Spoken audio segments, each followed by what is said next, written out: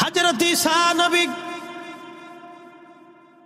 মস্ত বড় বিরাট বড় একটা পাথরের পাহাড়ের পাশ দিয়ে তিনি হেঁটে হেঁটে যান। যাওয়ার সময় লক্ষ্য করলেন পাহাড়ের পাশে মস্ত বড় একটা পাথর পড়ে আছে, একেবারে সাদা মার্বেল পাথর, চকচকে সাদা, ঝকঝকে সাদা পাথর। আল্লাহর নবী ঈসা পাথরের চারপাশে ঘুরে আর বলি, ইয়া রাব্বি, এত সুন্দর পাথর তুমি বানাইছো আল্লাহ, জীবনে তো এত সুন্দর পাথর কোনোদিন দেখি নাই আল্লাহ, এত সুন্দর পাথর তুমি বানাইলে আল্লাহ, পাথরের ভিতরে কি দেখতে মন চায়? আমার রব বললেন, ঈসা রে, যদি দেখতেই চাও তোমার হাতের লাঠি দিয়ে পাথরের মধ্যে আঘাত করো। হযরত ঈসা নবী পাথরের উপরে লাঠি দিয়ে আঘাত করলেন, সাথে সাথে পাথরের মাঝখান থেকে ভেঙে পাথরটা দুইটা খণ্ডে বিভক্ত হয়ে গেল। ঈসা নবী দেখেন পাথরের মাঝখানে সবুজ একটা লাঠির উপরে ভর দিয়ে সবুজ পোশাক পরা একজন আল্লাহর বান্দা দাঁড়ায়া দাঁড়ায়া আল্লাহর জিকির আদায় করতেছে। বলেন সুবহানাল্লাহ। কি পোশাক? শোনেন, জান্নাতের কি পোশাক? জোরে বলেন। আমরা সবুজ পোশাক বললে অনেকে বেদাতি, তা তুই জান্নাতীদেরকে বেদাতি কর? ছাগল কোথাকার, কি কথা কর না কে? এগুলো হলো অসুস্থতা। এগুলো কি? অসুস্থতা। তার অন্তরে বেমার ঢুকছে, বেমার বেমার, এগুলো অসুস্থতা। এই বেহেশতীদের পোশাক হচ্ছে সবুজ, জান্নাতি পোশাক হবে সবুজ, খুবই চমৎকার পোশাক। এই লোকটা পাথরের ভিতরে সবুজ পোশাক, সবুজ লাঠির উপরে ভর দিয়ে দাঁড়িয়ে দাঁড়িয়ে আল্লাহর জিকির করতেছে। একসাথে বলেন আল্লাহু আকবার। আচ্ছা, এখন প্রশ্ন করি, পাথরের ভিতরে আল্লাহ মানুষ বাঁচাইতে পারে কিনা? পারে। আমি ভুটান গেছিলাম, ভুটান আজ থেকে অনেক বছর আগে। ভারতের জলপাইগুড়ি, শিলিগুড়ি আর কুচবিহারের অনেকগুলি মাহফিল শেষ করে তো জলপাইগুড়ি জেলার একটা বর্ডার আছে জয়গানা, এখান থেকে ভুটানের বর্ডার। তো তখন ভারতীয় ভিসার মাধ্যম দিয়ে ভুটানে যাওয়ার সুযোগ ছিল, এখন কেমন হয়েছে জানি না। তো জয়গার মাহফিল শেষে মুসল্লিরা বললো, হুজুর তাহলে আপনাকে নিয়ে একটু ভুটান ঘুরে আসে। বললো চলেন, এই পাসপোর্টে ভিসাতে যদি যাওয়া যায় তো সুবিধে হলো। আমার ওরা কি ওদের পাসপোর্ট দিয়েছিল, সাপোর্ট দিয়ে নিয়ে গেল। তো নিতে নিতে নিতে নিতে বৌদ্ধ মন্দিরে নিছে, পাথরের পাহাড় কেটে চমৎকার করে মন্দির নির্মাণ করছে। বৌদ্ধ ভিক্ষু আছে, বৌদ্ধদের হুজুর, মাথা টাক, ওরা এক ধরনের পোশাক পরে, হলুদ কোয়ালিটির এই জাতীয় পোশাক ওরা পরে। তো আমি মন্দিরের ভিতরে ঢুকলাম, তা আমি জুব্বা জাব্বি গায়ে দেওয়া এরকম পোশাক পরা, আমি তখন থেকে পাগড়ি পরি, তা আমার এই রুমালের পাগড়ি ছিল। তো ভিতরে ঢোকার পরে যে প্রধান বৌদ্ধ ভিক্ষু আছে, তাদের ধর্মের প্রধান, যিনি ওই মন্দিরের দায়িত্বে আছেন, এটা জাতীয় বৌদ্ধ মন্দির, তার মানে ভুটানের বৌদ্ধদের প্রধান হুজুর আর কি। তো তিনি আমাকে দেখে মুস্কি মুস্কি হাসতেছে আর বুড়া আঙ্গুল এরকম বলতেছে, ঠিক আছে তুমি আইছো, তোমাকে সম্ভাষণ। আমি চিন্তা করলাম, তো যেহেতু বুড়াটা উঠাইছে, তার আমার জোয়ানটা উঠাইলাম কি, তা আমার বুড়াটা দেখলো, ঠিক আছে। তা আমি দেখলাম ওরা সিরিয়াল করে বসছে। আমাদের দেশের ছেলেরা কোরআন শরীফ পড়ার সময় সিরিয়াল করে বসে না? তো ওদের ধর্মগ্রন্থের নাম হচ্ছে ত্রিপিটক। ত্রিপিটক একবারে সেম আমাদের এই কোরআন শরীফের মতোই বান্ডিলিং করা আর কি। তা আমাদের কোরআন শরীফ যে রিহালের মতো রাখে, ওইরকম ওই জাতীয় আর কি, সেম রিহাল না, ওইরকম জাতীয় ওরা ওটার উপরে রাখছে, রাখে ওইরকম ত্রিপিটক পাঠ করতেছে। একজনে বাঁশি বাজায়, আরেকজনে ত্রিপিটক পাঠ করে, বাঁশির সুরে সুরে ত্রিপিটক পাঠ করতেছে। তা আমি দাঁড়িয়ে দাঁড়িয়ে অনেক সময় তাদের ত্রিপিটক পাঠ শুনলাম। ভিক্ষুরা ত্রিপিটক পাঠ করতেছে আর একজন বাঁশি বাজাচ্ছে। বলার উদ্দেশ্য হচ্ছে তারা তাদের মন্দিরটাকে স্বর্ণ দিয়ে এত চমৎকার করে কারুকার্য দিয়ে সুন্দর করে বানিয়ে নির্মাণ করে রেখেছে, অথচ আমাদের দেশে মসজিদের টাকা চাইলে অনেকে সিরা টাকা দেয়। কি কথা কর না কেন?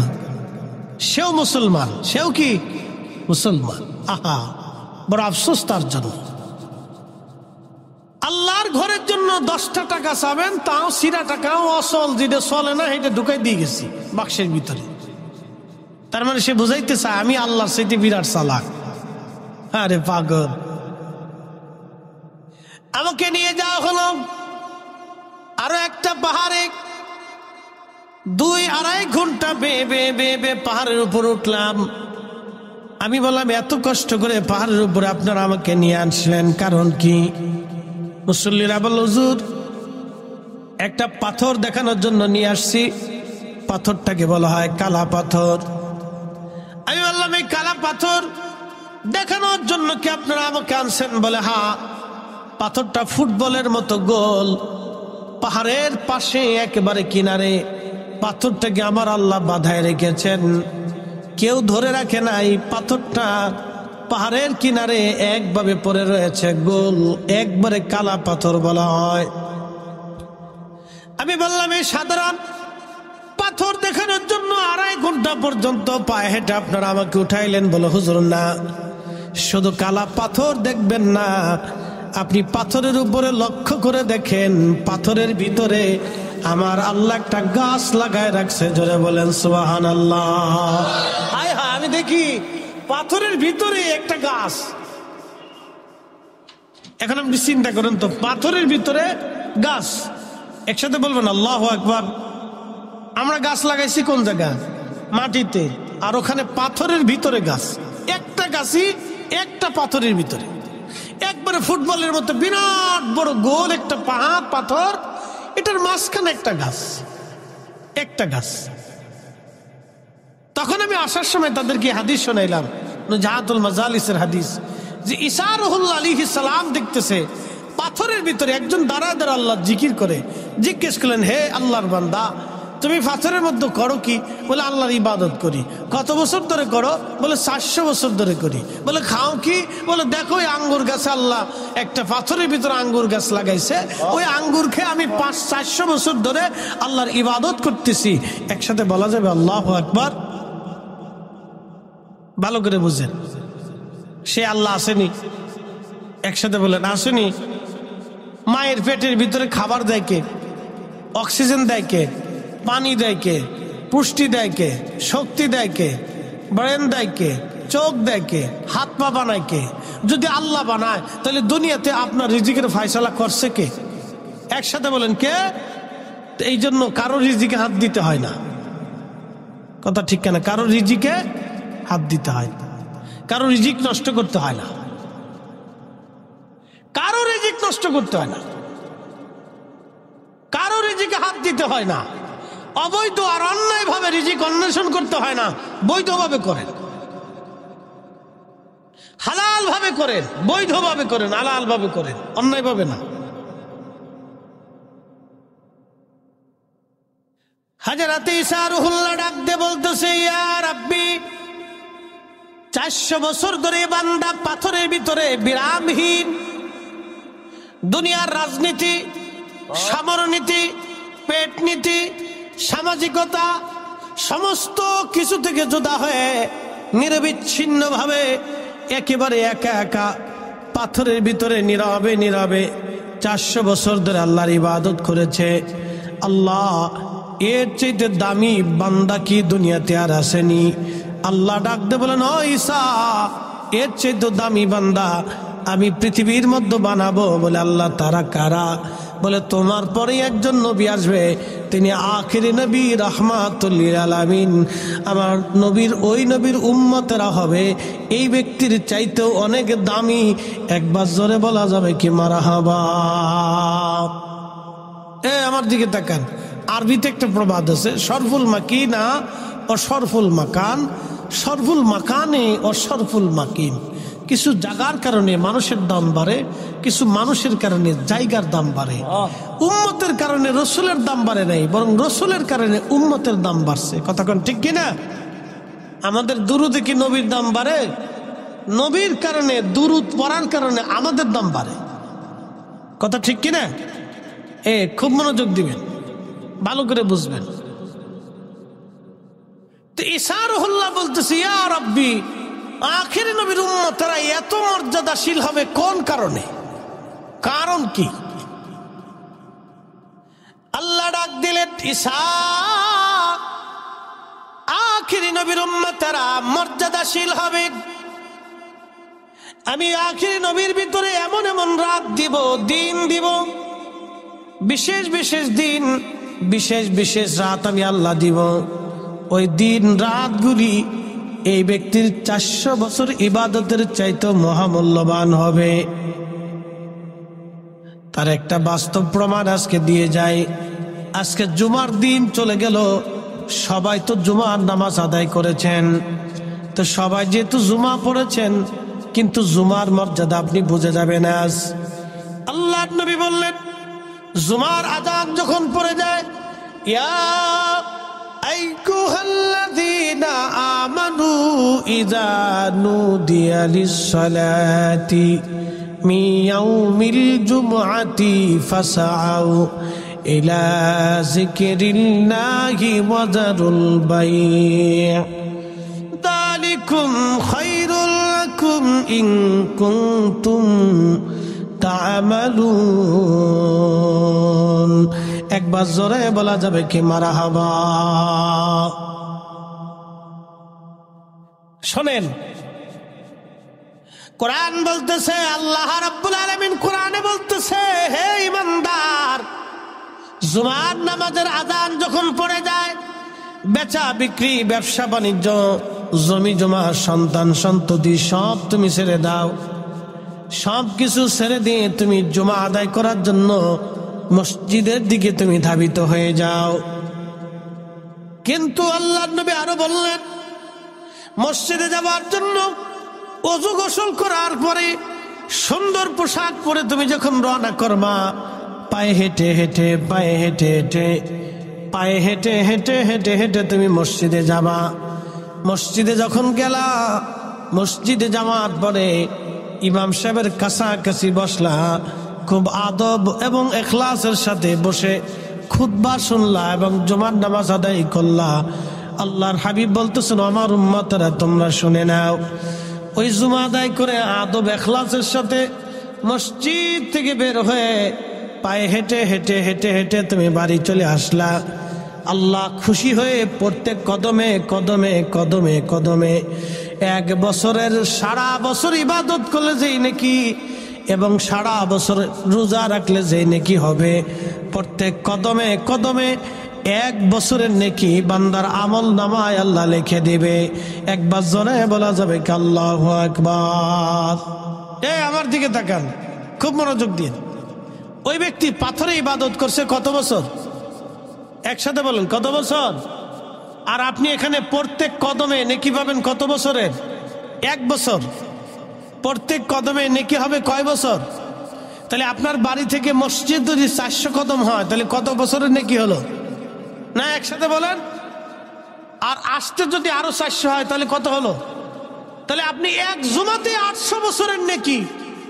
আর সে 700 বছর ধরে ইবাদত করে যা পাইছে, আপনি এক জুমাতে তার সাথে ডাবল হয়ে গেছেন। একসাথে বলা যাবে আল্লাহু আকবার।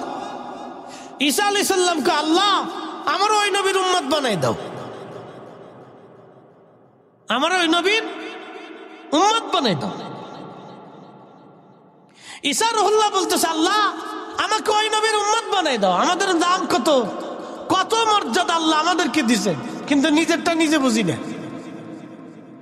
আমাদের দেশের মেয়েরা নিজের সম্মান নিজে বোঝে না। যেই মেয়ে তার নিজের সম্মান না বোঝে, ওই মেয়ে অর্ধলঙ্গ হয়ে রাস্তা দিয়ে ঘুরে আর পোলাপানে পিছন দিয়ে শীষ বাজায়। বিয়ে করার সময় ঠিকই পোলাপান খুঁজে কোন মেয়েটা ভদ্র, কোনটা সভ্য, কোনটা এই বোরকা সুরকা পুইরা এই পর্দা ভূষিতের সাথে চলছে। বিয়ে করার সময় এইটা তালাশ করে, কিন্তু সুলা কলা তালাশ করে। এই কথা কর না কেন? বিয়ে করার সময় কোনো ছেলে সুলা কলা তালাশ করে না, ওটা একবারে ঢাকনেওয়ালাটা তালাশ করে। কিন্তু ওই মেয়ে বুঝে না যে আমার এই সুলা কলা কেউ পছন্দ করে না, ও মেয়ে বুঝে না, ও তার নিজের ইজ্জত নিজে বুঝে না। তা আমরা মুসলমান, আমরা আমাদের কত দাম, আমরা আমাদের সম্মান নিজেই বুঝি না। ঈসা আলাইহিস সালামের উম্মত 400 বছর ধরে পাথরের ভিতরে যাহা করছে, আপনি এক জুমাতে শুধু যাবেন আর আসবেন, তার চাইতে ডাবল নাকি আল্লাহর রাসূলের উম্মত হওয়ার কারণে আল্লাহ আমাদেরকে দান করছেন। আর উম্মতের দাম যদি এটা হয় তো রাসূলের দাম কত হবে? রাসূলের দাম যদি এটা হয় তাহলে নবীকে ইজ্জত কিভাবে দিতে হবে আপনি নিজেই চিন্তা করেন। আমার দেশের অনেকে বুঝে না, তো দলিল দিয়ে কিভাবে বুঝাবো? বুঝতে হলে তো হৃদয় লাগে, হৃদয় ছাড়া বোঝা যায় না। যদি লেখাপড়া করলে মানুষ আকল হইতো তাহলে বিশেষ কমপ্লিট করে একটা ছেলে টেবিলের নিচ দিয়ে ঘুষ নিয়ে গরিব মানুষের রক্ত ঝরাইতো না। যদি লেখাপড়া করলেই মানুষের আকল তৈরি হতো, সে বিবেকবান হইতো, তাহলে আমার দেশের এসপি, ডিসি, ওসি, এই বড় বড় অফিসাররা ঘুষ খাইতো না। কথা ঠিক কিনা? আমার দেশের বিচারক, জজ, ব্যারিস্টার, বিচারকরা টেবিলের নিচ দিয়ে টাকা নিয়ে উল্টাপাল্টা বিচার করে দিয়ে, আহা, মায়ের কোল খালি হয়ে গেছে, বাবার কোল খালি হয়ে গেছে, কত মার চোখের পানি ঝরে, জীবনেও বিচার হলো না, কিন্তু টেবিলের নিচ দিয়ে মেরে দিছে। এই যে বর্তমান বাংলাদেশে যে সিচুয়েশন আপনি জানেন, যা বাংলাদেশের জেলখানাতে যত বড় বড় ডাকাত, সন্ত্রাস, চোর, বাটপার ছিল সব সারা পেয়ে গেছে। আচ্ছা বলেন তো, এতদিন পেল না, এখন পেয়ে গেল, কারণটা কি? এটা কি অর্থ হতে পারে? হ্যাঁ, বিচার বিভাগ কি স্বাধীন হয়ে গেল? তাহলে বিরাট স্বাধীনতা পেয়ে গেছে যে রিক্সাও বিমানবন্দরে ঢুকে গেছে। কয়দিন পরে না হয় যে বিমানের ওই বন্দরের ভিতরে রিক্সা ঢুকে না যায়, যে তোরা বিমান চালাস, আমরা রিক্সা চালাবো। কি কথা কর না কে? চট্টগ্রাম কুমিল্লা হাই রোডে রিক্সা চলে, ট্রাকের সাথে পাল্লা দেয়। হ্যাঁ, কি স্বাধীনতা পাইছে চিন্তা করেন। এত স্বাধীনতা পাইছে, চোরে এখন মুরগি চুরি করে, গরু চুরি করে, ছাগল চুরি করে, ডাকাতি করে দিন দুপুরে। কি স্বাধীনতা? আপনি প্রশাসনকে যত দুর্বল করবেন, চোর ডাকাতের সুযোগ তত বাড়বে। প্রশাসনকে দুর্বল করবেন, ডাকাতের খপ্পরে পড়তে হবে। কত মার কোল খালি হবে জানেন না, কত বাসওয়ালা ড্রাইভার তার জীবন চলে যাবে, একটা অটো চুরি হয়ে যাবে, ড্রাইভার মেলে ফেলে দিবে, কত মার কোল। আচ্ছা বলেন তো, 100 কোটি, 5,000 কোটি, 10,000 কোটি টাকা দিয়ে কি একটা মার কোলে একটা সন্তান মরে গেলে ফেরত দিতে পারবেন? আপনাকে বুঝতে হবে। প্রিয় উপস্থিতি, আমরা আখেরি নবীর উম্মত, আল্লাহ আমাদেরকে সম্মানিত করেছেন, মর্যাদাবান করেছেন, ইজ্জত আল্লাহ দিয়েছেন। প্রিয় জানিসারবাসী, হযরত ঈসা রুহুল্লাহ বলেন, ইয়া রাব্বি, আমাকে ওই নবীর উম্মত বানায় দেন। ঈসা নবী দোয়া করা শুরু করলেন, আল্লাহ কবুল করে নিলেন। এই জন্য ওনাকে জিন্দা হালতে ওনাকে নিয়ে চলে যাওয়া হয়েছে 33 বছর বয়সে। উনি শাদী করেন নাই, বিয়ে করেন নাই। 33 বছর বয়সে আসমানে উঠিয়ে নিয়ে যাওয়া হলো। উনি এখন 4র্থ আসমানে ওই অবস্থায় আছেন, 6ষ্ঠ আসমানে ওই চতুর্থ আসমানে ওইভাবে আছেন। হযরত ঈসা রুহুল্লাহ 4র্থ আসমান থেকে তিনি কিয়ামতের আগে নেমে আসবেন। 2 ফেরেশতার কাঁধে ভর দিয়ে বর্তমানে বাইতুল আকসা, এই বাইতুল আকসার আগে নাম ছিল আসকালান। এই বাইতুল আকসার যে গাজাতে এখন যুদ্ধ হয়, এই গাজার আগে নাম ছিল আসকালান। এই গাজাটা ছিল একটা ব্যবসায়িক এলাকা, ব্যবসায়িক কেন্দ্র। হযরতে সুলাইমান আলাইহিস সালাতু ওয়াস সালামের বিরাট বড় রাজদরবার ছিল এখানে। সুলাইমান আলাইহিস সালাতু ওয়াস সালামের বিরাট বড় রাজদরবার ছিল এখানে, বিরাট বড় রাজদরবার। এই বিরাট বড় রাজদরবারকে কেন্দ্র করে সুলাইমান আলাইহিস সালাম তিনি খুব মনোযোগ দিবেন।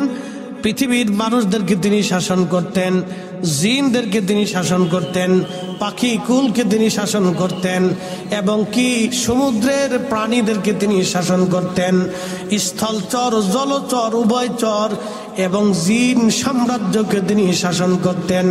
আল্লাহর নবী সুলাইমান আলাইহিস সালাতু ওয়াস সালাম এই বাইতুল আকসার গাজা, যেখানে হাজার হাজার লক্ষ লক্ষ টন বোমা নিক্ষেপ করা হয়, পোড়া অঞ্চলটাকে আজকে ধ্বংসস্তূপ বানানো হয়েছে। হাজার হাজার মা, হাজার হাজার বোনেরা তাদের বাচ্চাকে শহীদ হয়েছে। কত মায়ের কোল তারা খালি করে দিয়েছে, কত মুসলমানের জীবন তারা কেড়ে নিয়েছে। কিন্তু এখনো পর্যন্ত গাজার মুসলমান এখনো পর্যন্ত তারা কাফেরের কাছে মাথা নত করে নাই। একবার জোরে বলা যাবে কি আল্লাহু আকবার। নারী সমাজ, আমার দেশের বেটিটা বুরকা পরে না। আর গাজার নারীদের দিকে তাকাবেন, স্বামী শহীদ হয়েছে, সন্তান শহীদ হয়েছে, নারী বুরকা ছাড়ে না, হেজাব ছাড়ে না। কি কথা কন না কেন? হেজাব ছাড়ে না। আর আমাদের দেশের হেজাব হয়েছে সিস্টেম উল্টিয়ে, সেরি প্যান্ট পরে শার্ট গায়ে দেয় আর মাথায় হেজাব পড়ছে। ঢাকা গুলশান বনানী ধানমন্ডিতে গেলেই পাগল পাবেন। আমি পাগল প্রথম দেখছিলাম ইন্ডিয়াতে, কলকাতায় মাহফিল করে, তো চিন্তা করলাম শাহ সুফি ফতে আলী রসুলের আমার রহমতুল্লাহ মাজার জিয়ারত করে আসি। ফুরফুরার হুজুরের মাজার জিয়ারত করার আগে ফতে আলী রহমতুল্লাহ মাজার শরীফ জিয়ারত করার জন্য আমি রওনা দিছি। তো বাসের মধ্যে উঠছি, উঠার পরে দেখি এক ভদ্র মহিলা উঠছে, মুসলমান, জিন্সের প্যান্ট পরা, শার্ট পরার, মাথায় হেজাব বান্ধা। আমি পিছিয়ে বসে বসে হাসি আর ওরে পাগল, এটা কোন সিস্টেম হলো? বেডি হেজাব বানছে, প্যান্টও পরছে জিন্সের, গায়ে দিছে শার্ট, আবার মাথায় বানছে হেজাব। সিস্টেম হলো একজনের লুঙ্গি খুলে মাথায় পাগড়ি বেঁধে ফেলাইছে। লুঙ্গি খুলে মাথায় পাগড়ি বানলে যা হয়, জিন্সের প্যান্ট পরে শার্ট গায়ে দিয়ে মাথায় হেজাব বানলে তাই হয়। কি কথা কন না কেন? একই রকম, কোন সিস্টেম উল্টে নেই। অথচ ফিলিস্তিনের নারীরা মা শহীদ হচ্ছে, বাবা শহীদ হচ্ছে, বাচ্চা শহীদ হয়েছে, ভাই শহীদ হয়ে গেছে, নিজে শহীদ হয়েছে, হেজাব সারে নাই। একসাথে বলবেন আল্লাহু আকবার। ওরাও নারী, আমরা দেশেও নারী। ওদের নারী এক জায়গায় দাঁড়া করবেন, আর আমাদের বাংলাদেশের 1000 নারী এক পাশে দাঁড়া করাবেন। কি কথা খারাপ কিছু ভাই? আমি ওই না দীক্ষা তো কত কথা বলি নেই, আমি পৃথিবী ঘোরা মানুষ, খুব মনোযোগ দিবেন। আমাদের বাংলাদেশের 1000 বেডি এক জায়গায় করবেন, 1000 সেরি এক জায়গায় করবেন, আর ফিলিস্তিনের একজন নারী একটা মেয়েকে আর এক জায়গায় দাঁড়া করাবেন। 1000 মেয়ের সৌন্দর্য থেকে ফিলিস্তিনের একটা মেয়ের সৌন্দর্য আরো বহুগুণে বেশি হবে। ওরা এত সুন্দরী, ওরা হযরতে সাইয়্যিদুনা ইব্রাহিম আলাইহিস সালামের বংশধর। ওখানে 70,000 নবী ওখানে বসবাস করেছে, 70,000 নবী ওই বাইতুল আকসাতে নামাজ পড়েছে। ওরা সেই রক্তের, সেই বংশের সন্তান। ওরা দেখতেও সুন্দর, ঈমানেও সুন্দর, ইয়াকিনে সুন্দর, আমলে সুন্দর, তেলাওয়াতে সুন্দর, ওরা ঈমানেও সুন্দর। একসাথে বলা যাবে না আল্লাহু আকবার। আর আমরা দেশের বিদ্যা খালি ছাগল চড়ায়, খালি ছাগল চড়ায়। কি কইতাম কইলাম আল্লাহ।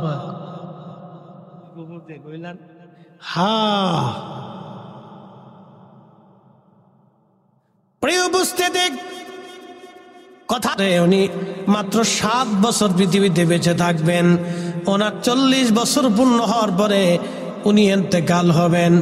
কোন কোন বর্ণনা এসেছে ওনার মাজার হবে আল্লাহর হাবিবের রওজা মুবারকের পাশে, ওনাকে দাফন করা হবে। হযরত ঈসা রূহুল্লাহ ঠিক ওইখান থেকে মার্চ করবেন মুসলমানদেরকে নিয়ে, মুসলিম সেনাবাহিনী নিয়ে মার্চ করবেন। ওখান থেকে রওনা দিয়ে বর্তমানে বাইতুল্লাহ, এই বাইতুল আকসাতে তিনি আসবেন। ইমাম মাহাদি, ইমাম মাহাদি, ইমাম মাহাদি আলাইহিস সালাতু ওয়াস সালাম তিনি আসবেন। ইমাম মাহাদি 40 বছর ধরে তিনি আরবের উট, দুম্বা, ভেড়া, বকরি চড়ি বেড়াবেন। 40 বছরে কোনো মাদ্রাসায় পড়বেন না, 40 বছরে কোনো স্কুল কলেজেও তিনি যাবেন না, 40 বছরে কারো কাছ থেকে একটা অক্ষরও তিনি শিখবেন না। 40 বছর ধরে উট, দুম্বা, ভেড়া, বকরিগুলি ঈসা হযরত ইমাম মাহাদি চড়াবেন। আল্লাহ নবী বললেন, আমার নসলে, আমি নবীর নসলে, আমি নবীর রক্তে, আমার হাসান হুসাইনি 2 ধারা অনুযায়ী ইমাম মাহাদি পৃথিবীতে আসবে। আমার নসলে সরাসরি আমার রক্তে ইমাম মাহাদি দুনিয়াতে আসবে। একবার জোরে বলা যাবে কি আল্লাহু আকবার। এখন বলি বুঝেন, ইমাম মাহাদি যে রসুলের নসলে আসবে, এই জন্য কি নবীর দাম বাড়ছে? বুঝে বলতেছেন? ইমাম মাহাদি আমার রসুলের নসলে আসবে, রক্তে আসবে। সেজন্য কি নবীর দাম বাড়ছে না মাহাদির দাম বাড়ছে? এই বুঝে গেছে, রসুলের রক্তে আসার কারণে মাহাদির দাম বাড়ছে, মাহাদির কারণে নবীর দাম বাড়ে নাই। কথা কন না কেন, ঠিক কিনা? আপনাকে এখান থেকে বোঝার অনেক কিছু আছে, অ্যাটেনশন। তো মাহাদি হাসানি হুসেইনি হয়ে আসবে। আমাদের দেশে অনেকে সাইয়েদ দাবি করে, নবীর বংশধর দাবি করে। আমি জানি না হাসান, আমি মিশা করতে পারি না, আমি বলতে পারি না সত্য না মিথ্যা, আমি তা জানি না। খুব মনোযোগ দিবেন। ইমাম মাহাদি আল্লাহ রসুলের সরাসরি নসলে হাসানি হুসেইনি হবে। একসাথে বলা যাবে আল্লাহু আকবার, হাসানি হুসেইনি হবে। তা মাহাদি আলাইহিস সালাম পৃথিবীতে আসবেন। মাহাদি আলাইহিস সালাম পৃথিবীতে আসার পরে ইমাম মাহাদি আলাইহিস সালাম 40 বছরে ভেড়া বকরি উট দুম্বা শোনাইতে থাকবে, মরুভূমির পর মরুভূমি, মরুভূমি দিয়ে ঘুরে বেড়াবে, কেউ তাকে চিনবে না। ঠিক 40 বছর শেষ রাত্রে, দিনে না, 40 বছরের দিন সূর্য ডুবে গেল। রাত্রিবেলা ইমাম মাহাদির কালবে, এক রাতে আল্লাহ মাহাদির কালবে সমস্ত ইলম আল্লাহ ঢুকিয়ে দেবে। সমর বিদ্যা, উলুমুল হাদিস, উলুমুল ফিক, উলুমুত তাফাসির, বালাগাত, মান্তিক, ফাসাহাত, ইলমুল লুগাত, এরকম করে যত বিদ্যা, এলেমের বিদ্যা এবং দুনিয়াবি বিদ্যা এবং চিকিৎসা বিদ্যা, পৃথিবীতে যত প্রকার এলেম আছে, দর্শন, দার্শনিক, সমরনীতি, রাষ্ট্রনীতি, সমস্ত এলেম আল্লাহ হযরত ইমাম মাহাদির কালবের ভিতরে ঢুকিয়ে দিবেন। একসাথে বলা যাবে আল্লাহু আকবার।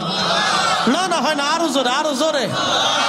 আরে এক রাতে যদি মাহাদির কালবে আল্লাহ এলেম এইভাবে ঢুকিয়ে দিতে পারে, তো যেই নসলে আসার কারণে মাহাদি হয়েছে, যেই নসলে আসার কারণে মাহাদি হয়েছে, সেই নবীর নসলে আসার কারণে মাহাদি হয়েছে, তাহলে আমার রসুলের এলেম কত?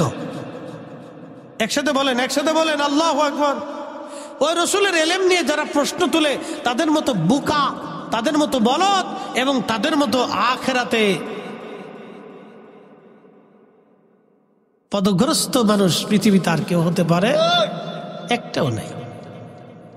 নিজেও বুঝে না সে তার ইমানকে ধ্বংস করে দিচ্ছে, সে নিজেও বুঝে না তার আখিরাতকে নষ্ট করে দিচ্ছে, সে নিজেও জানে না তার শাইখের কথা শুনে তার ইমান, ইয়াকিনকে, বিশ্বাসকে ধ্বংস করে দিয়ে সে নাফরমান হয়ে কবরে চলে যাচ্ছে, সে নিজেও বুঝে না। বলে হুজুর এত শক্ত বলছেন কেন? বুঝার জন্য বলতেছি।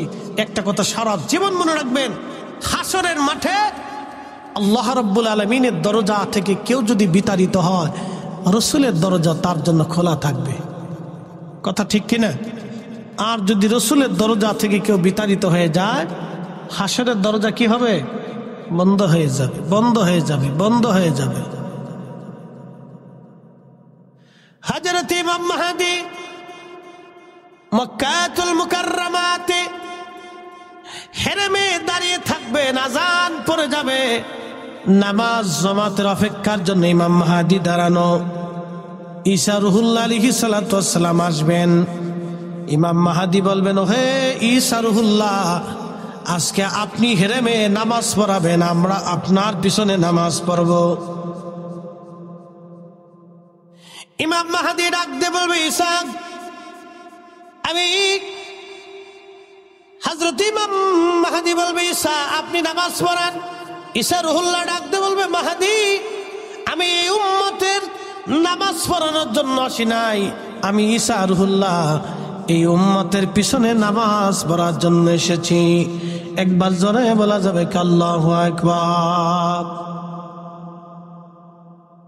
আমি যদি আরব হতাম, মদিনারি পথ, সেই পথ দিয়ে হেঁটে যাইতেন নূর নবী হযরত,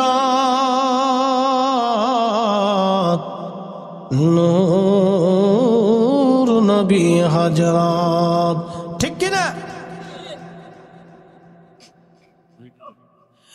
উজানি শহরবাসী মনোযোগ দিবেন।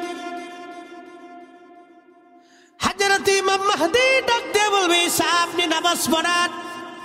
হযরত ঈসা বলবে, মাহদী আপনি নামাজ পড়ান, এই উম্মতের পিছনে নামাজ পড়ার জন্য আমি আসছি। এই উম্মতকে নামাজ পড়ানোর জন্য আমি আসি নাই, ইমাম হওয়ার জন্য আসি নাই। আজকে আপনি নিজে ইমাম, আমি আপনার মুসল্লি। কি বুঝলেন? উম্মতের দাম কত? একসাথে বলবেন আল্লাহু আকবার। আমার দিকে তাকান, আমার দিকে তাকান।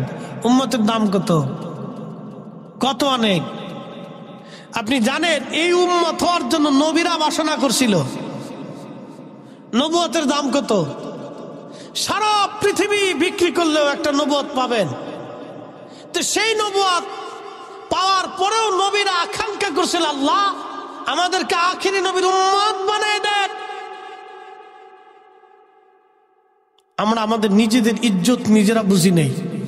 আল্লাহ আমাদেরকে সম্মানিত করেছেন, মর্যাদাওয়ালা করেছেন, মর্যাদাবান করেছেন। বলেন দিন শেষে আমাদের মৃত্যু হবে না? কবরে যাওয়া লাগবে না? এখানে 100 বছরের বয়সে কেউ আছে? 100 বছরে কেউ আছে? তার অর্থ কি বলেন তো? 100 বছরের আগে যারা ছিল আজকে কেউ এখানে নাই। কিন্তু 100 বছর আগে জমিন ছিল। 100 বছর আগে যারা ছিল আজকে এখন এখানে কেউ। আবার 100 বছর পরে এখানে আমরা যারা আছে আমরা কেউ থাকবো। বুঝে নেন, এই 100 বছর পরে আমরা এখানে আজকে যারা বসে আছি, এই 100 বছর পরে আমরা মাটির সাথে মিশে যাব। এটা বুঝে যাবেন এখান থেকে। 100 বছর আগে যারা ছিল সবাই এই মাটির সাথে মিশে গেছে। 100 বছর পরে ঠিক আমরা এরকম মাটির সাথে মিশে যাব। আমাদের কোনো অস্তিত্ব থাকবে না, আমার জাহিরিন থাকবে না, আমার বাড়িতে প্রদীপ জ্বালানোর কেউ থাকবে না, যে ঘরটা আপনি নির্মাণ করেছিলেন এটাও থাকবে না, আপনি যে বাগান বাড়ি করেছিলেন এটাও হবে না, আপনার ভিটাও নিশ্চিহ্ন হয়ে যাবে, আপনার সেই খাট পালঙ্ক আসবাবপত্র এগুলো হারিয়ে যাবে। ছেলে নাতিপুতিরা বিক্রি করে দিবে, বলে এগুলো পুরানো হয়ে গেছে, এগুলো আর চলে না। ওটা বিক্রি করে দিবে, নাহলে ভেঙে ফেলে দিবে, না কাঠ বানায় পুড়িয়ে ফেলবে। এটা আর চলে না, এটা দাদাও বুড়া হয়ে গেছে, দাদার এই মালু বুড়া হয়ে গেছে।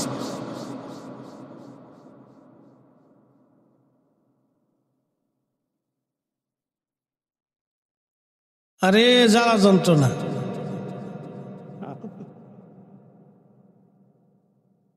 এগুলো ডিস্টার্ব হবে, দরকার নাই, বাদ দেন। যত আধুনিকতা তত অসুবিধা। পৃথিবী যত আধুনিক হচ্ছে ততই মানুষ বেঈমান হয়ে যাইতেছে। কথা কর না কেন? তত মানুষ কি হচ্ছে? বেঈমান হয়ে যাচ্ছে, নাফরমান হচ্ছে, চোর হচ্ছে, বাটপার হইতেছে, সিটারি বাড়তেছে। উড়ে সিটার কারে কয়? কত কোয়ালিটির সিটার যে আছে, সিটারই কোনো শেষ নেই। টুপি মাথায় দিয়ে বাইতুল মোকাররমে ব্যবসা করে, আল্লাহর কাছে মাল ভালো নিয়ে আসার পরে ধুয়ে ধুয়ে একবারে কাপড়ের রং উঠে শেষ হয়ে গেছে। চিন্তা করলাম যে বাইতুল মোকাররমে এরকম সিটার, তো সিটারই সব জায়গায় আছে। যত আধুনিক হচ্ছে সিটারি বাটপারি তত আধুনিক হচ্ছে। একসাথে সবাই জোরে বলেন তো আল্লাহু আকবার। হয় না? আরো জোরে, আরো জোরে, জোরে জোরে জোরে জোরে। নারে তাকবীর, নারে রিসালাত। এই উম্মতের দাম কত? এই উম্মতের দাম যদি হাতে রসুলের দাম কত, তাহলে আল্লাহর পরে রসুলের স্লোগান দরকার আছে কিনা নাই? কথা বলেন আছে? এখন এই স্লোগানকে কেউ যদি বাদ দিতে চায়, সবাই বাদ দিল, আমরা দিতে পারবো। স্লোগান নবীরটাও চলবে, আল্লাহরটাও চলবে। কথা ঠিক কিনা? আল্লাহর স্লোগানের পরে আল্লাহ রসুলের স্লোগান চলবে। জমিন কার? আসমান কার? এই জমিন আসমান আল্লাহ বানাইছে কার জন্য? রসুলের জন্য। তাহলে আল্লাহর স্লোগানের পরেই আমার রসুলের স্লোগান চলবে, ঠিক কিনা? আল্লাহ বলছেন ইয়া আইয়ুহাল্লাযীনা আমানু, হে ঈমানদার ঈমান আনো, হে ঈমানদার আমিনু ঈমান আনো, আমানু আমিনু বিল্লাহি বিল্লাহি ওয়া রাসূলিহি। বিল্লাহির পরে আল্লাহর সাথে সাথে আল্লাহর পরেই তার রসুলকে বসিয়ে দিয়েছেন। আল্লাহর পরেই সাথে সাথে আল্লাহ তার রসুলকে বসিয়ে দিয়েছেন। বিল্লাহি ওয়া রাসূলি, আল্লাহর উপরে মানার সাথেই রসুল মেনে নাও। এই জন্য আল্লাহর কোরআন বলেছে ইয়া আইয়ুহাল্লাযীনা আমানু, হে ঈমানদার, আতিউল্লাহ আল্লাহর ইত্তেবা করো। সাথে সাথে আল্লাহ আবার বলে দিয়েছেন ওয়া আতিউর রাসূল, আল্লাহটা যেমনে করবা রাসূলেরটা অমনে করবা। আল্লাহকে যেমনে ঈমান আনবা রাসূলের উপর অমনে ঈমান আনবা। আল্লাহ যেমনে মানবা রাসূলকে অমনেই মানবা। একসাথে বলা যাবে মারহাবা। কারি কোরআন তেলাওয়াতের পরে দুইটা শব্দ উচ্চারণ করে সাদাকাল্লাহুল মাওলানাল আযীম ওয়া সাদাকা রাসূলুহুন নাবিয়্যুল হাবিবুল কারীম। আল্লাহ নিজে সত্য বলেছেন, আল্লাহ মিথ্যা বলেন নাই। ওয়া সাদাকা রাসূলুহুন নাবিয়্যুল হাবিবুল কারীম, আমার রাসূল সত্য বলেছেন। আল্লাহ সত্যবাদী, আমার রাসূল সত্যবাদী। আচ্ছা বলেন, জীবনে 63 বছরের জীবনে ভুলেও আল্লাহর নবী কোনোদিন কি একটা মিথ্যা শব্দ উচ্চারণ করেছেন? বলেও কি কোনোদিন আল্লাহর নবী কাউকে একটা বকাঝকা দিয়েছেন? বলেও কি ঠাট্টার ছলে রাসূল কারীমের জবান থেকে কখনো কি ফাহিশা কথা বের হয়ে গেছে? আল্লাহর নবী কখনো ভুল করেন নাই, ভুলে যান নাই। আল্লাহ কিছু কিছু সময় তাকে ভুলাই দিতেন। বলে যেমন নামাজের সময় ভুলিয়ে দিলেন। ভুলিয়ে দেওয়ার কারণে আমাদের জন্য একটা বিধান আসলো। এই বিধানের নাম হলো সহু সেজদা। যদি আল্লাহ তার রসুলকে ভুলিয়ে না দিতেন তাহলে সহু সেজদা হতো না। নবীজিকে আল্লাহ ভুলিয়ে দিলেন, ভুলিয়ে দিয়ে আল্লাহ সহু সেজদার বিধান নিয়ে আসলেন। উজানি সারাবাসী, এই জন্য কথা মনে রাখবেন, আল্লাহ মানলে নবী মানা হয়ে যায়, আর নবী মানলে আল্লাহ মানা হয়ে যায়। কেউ যদি বলে আমি আল্লাহ মানি, তাহলে অবশ্যই আগে নবী মানা লাগবে। কেউ যদি বলে আমি নবী মানি, তাহলে অবশ্যই তাকে আগে নবী মানতে হবে। রসুল মানলে আল্লাহ মানা হয়ে যায়, নবী মানলে আল্লাহ মানা হয়ে যায়।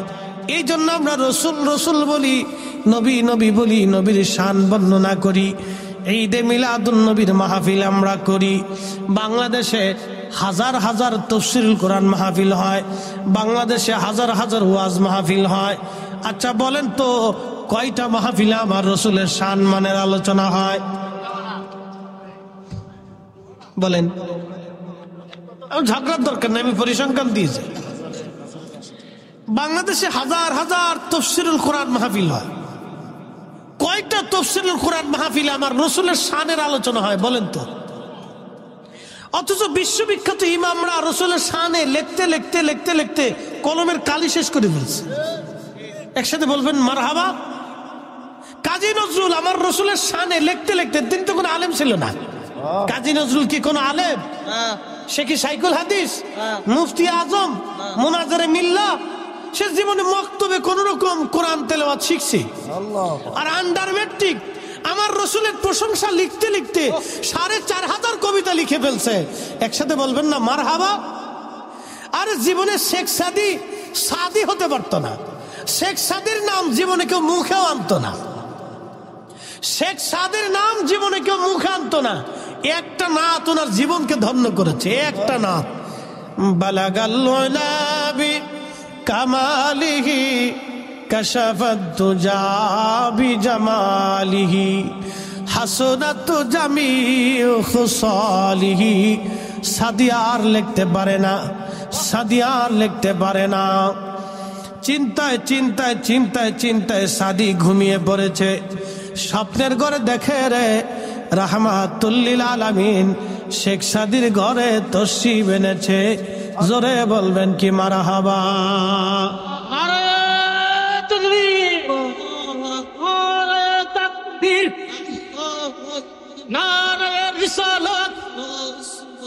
মিলাদ কিয়ামের আলো, ঈদে মিলাদুন নবী যেখানে আমরা আছি, ঈদে মিলাদুন নবী যেখানে মুজানিসার গাউসিয়া দরবার শরীফ মুফতি জহিরুল ইসলাম ফরিদী সাহেব একটা কবিতা তার জীবনকে ধন্য করেছেন। সাদির নাম কেউ মুখেও নিত না।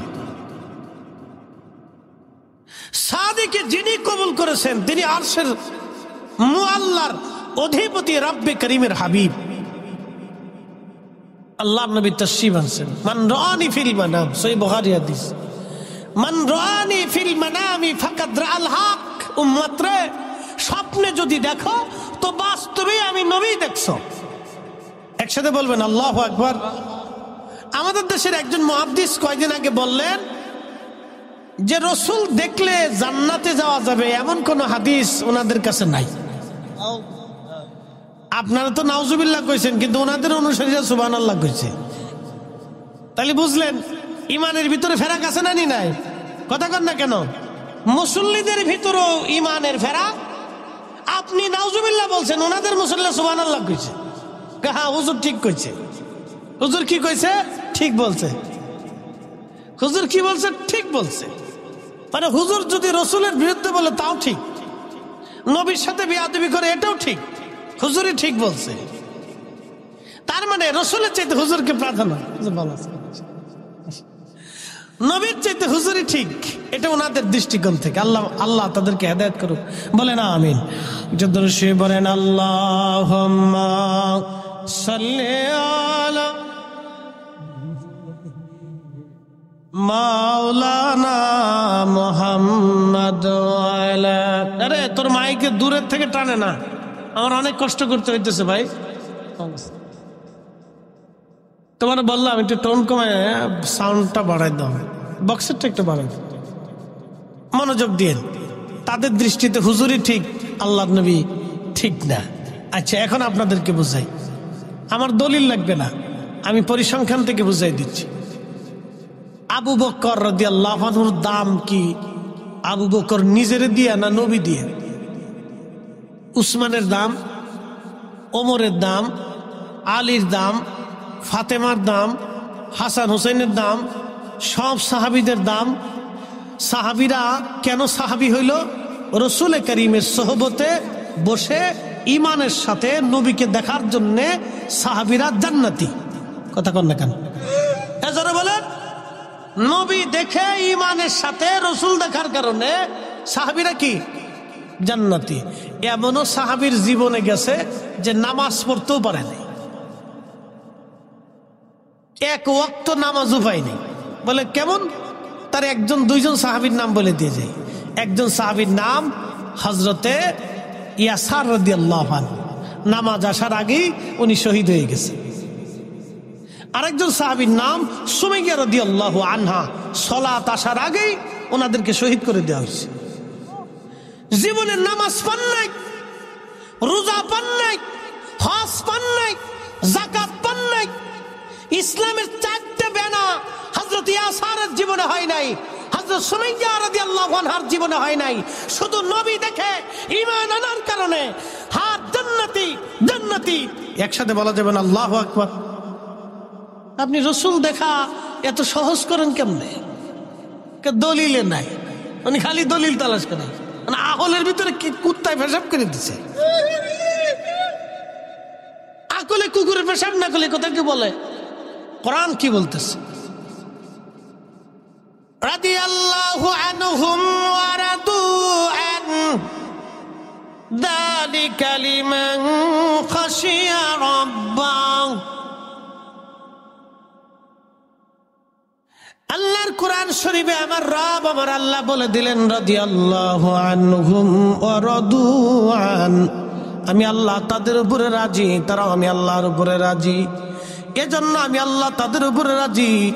যালিকা লিমান খাশিয়া রাব্বাহ, তারা আল্লাহকে ভয় করত, এই জন্য আমি আল্লাহ তাদের উপরে রাজি। জোরে বলা যাবে কি মারহাবা? আল্লাহর বলেন আমিনু, আমার সিং আমিনু, ঈমান আনো। আল্লাহ নিজে হুকুম দিচ্ছে, বান্দারা আমিনু, ঈমান আনো কামা আমানান নাস। আমার নবীর সাহাবীরা যেইভাবে ঈমান আনছে তোমরা সেইভাবে ঈমান আনো। আর বেটা সাহাবীদের সমালোচনা করে কি বলতেছে দেখায় যে নবী দেখলেই সে জান্নাতে চলে যাবে এমন কোনো গ্যারান্টি নাই। আরে নবী না দেখলে কোনো সাহাবী হতে পারে নাই। কি কথা কন না কেন? নবী দেখার কারণে, রসুল দেখার কারণে সাহাবী হয়েছে। সাহাবী সাহাবী হয়েছে। আর সাহাবী সম্পর্কে কোরআন আল্লাহ বলে দিয়েছেন, আমার নবীর সাহাবীরা যেইভাবে ঈমান আনে তোমরা সেইভাবে ঈমান আনো। রাসূল আরো বলে দিলেন, আল্লাহ আল্লাহ ফি আসহাবি, আল্লাহ আল্লাহ ফি আসহাবি, তোমরা আমার সাহাবীদের ব্যাপারে আল্লাহকে ভয় করো, আমার সাহাবীদের ব্যাপারে আল্লাহকে ভয় করো। লা তাত্তাখিদুহুম গরাদাম মিন বাদি, আমার ইন্তেকালের পরে আমার কোন সাহাবীর সমালোচনা করবে না, মন্দ বলবে না, গালি দিবে না, তাদের ত্রুটি বিচ্যুতি খাতাগুলি বের করে করে ধরে ধরে সমালোচনা করবে না, তাদের ত্রুটি অন্বেষণ করবে না। মান হাব্বাহুম ফাবিহুব্বি হাব্বাহুম ওয়া মান আবগাদাহুম ফাবিবুগদি আবগাদাহুম। আল্লাহর নবী বলেন, আমার কোন সাহাবীকে ভালোবাসলে আমি নবীকে ভালোবাসা হবে, আমার কোন সাহাবীকে গালি দিলে আমি নবীকে গালি দেওয়া হবে, আমার কোন সাহাবীর মন্দ বললে আমি নবীর মন্দ বলা হবে। একসাথে বলবেন আল্লাহু আকবার। তো সাহাবীর ইজ্জত কেন হলো? নবী দেখার কারণে। জোরে বলেন কি দেখার কারণে? জোরে বলেন কি দেখার কারণে? নবী দেখার কারণে তারা রাদিয়াল্লাহু আনহু হয়েছে। আরে রাসূল দেখার কারণে, নবী ঈমানের সাথে নবী দেখার জন্য যদি তারা রাদিয়াল্লাহু আনহু হতে পারে, তাহলে এই জমানাতে স্বপ্নে যদি কেউ রাসূলকে দেখে তাহলে আল্লাহ তার জীবনের গুনাহ মাফ করে দিবে। কথা বলেন ঠিক কিনা? এটা রাসূলের আলাদা ইজ্জত। বলে দলিল নেই। আপনি এত দলিল দরকার কি? আপনার কি বিবেক কি মরে গেছে না কুত্তায় পেশাব করে দিছে? হ্যাঁ, এত দলিল তালাশ করেন, কারণটা কি? সারা দুনিয়ার কোরআন হাদিসের এত দলিল খুঁজে পান না, না বুঝে পান না, সারা বছর বলে খালি মুহাদ্দিসগিরি করছে। কি হাদিস পড়েছে আল্লাহ জানে। সাদা কোথার থেকে পড়ছে তাও বুঝি না, কোথায় পড়ায় তাও বুঝি না। সমালোচনা করলে বলবে যে হুজুর আপনি বেশি বলে ফেলতেছেন। আপনি রাসূলের ইজ্জতের চাদরে টান দিবেন আর আমি মুখ বুঝে কুলুপ বুঝে চুপচাপ বুঝে থাকলে এটা কি ঈমানের পরিচয় হয় নাকি? কি কথা বলেন ঠিক কিনা? এটা কি ঈমানের পরিচয় হয়? আমরা রাসূলের উম্মত, দিন শেষে কিয়ামতের ময়দানে আল্লাহ রাসূলের সামনে সবাইকে দাঁড়াতে হবে। বলেন রাসূলের সামনে ছাড়া জান্নাতে যাওয়ার ব্যবস্থা আছে? যদি থাকে আমাকে দলিল দেখান যে রাসূল ছাড়া আপনি জান্নাতে যাবেন, আমার একটা দলিল দেখান। দেখান, তাহলে সহিহ বুখারীর বাবুস শাফাআ মিথ্যা হবে, কিতাবুস শাফাআ মিথ্যা হবে, মুতাওয়াতির পর্যায়ের হাদিস, হ্যাঁ কত হাদিস মিথ্যা হবে, হাজার হাজার হাদিস মিথ্যা হয়ে যাবে, হাজার হাজার রাসূলের বাক্য মিথ্যা হয়ে যাবে। সাদাকাল্লাহু রাসূলুহুন নবিয়ুল করিম। রাসূল জীবনে কখনো মিথ্যা বলেন নাই, কখনো ঝুট বলেন নাই। নবী যেটা বলেছেন এটাও সত্য। কথা বলেন ঠিক না বেঠে? আমার নবী বলেছেন, হামদের পতাকা দিয়ে, সুপারিশের পতাকা দিয়ে আমি আমার উম্মতকে বাছাই করে করে ডেকে ডেকে হাউজে কাউসারের পানি পান করাইয়া আমি নবী সাথে নিয়ে আমার উম্মতকে নিয়ে আমি জান্নাতে যাব। আমি নবী ছাড়া, আমি আমার উম্মত ছাড়া আমি নবী জান্নাতে যাব না, আমার উম্মত নিয়ে জান্নাতে যাব। একসাথে বলা যাবে আল্লাহু আকবার। নবী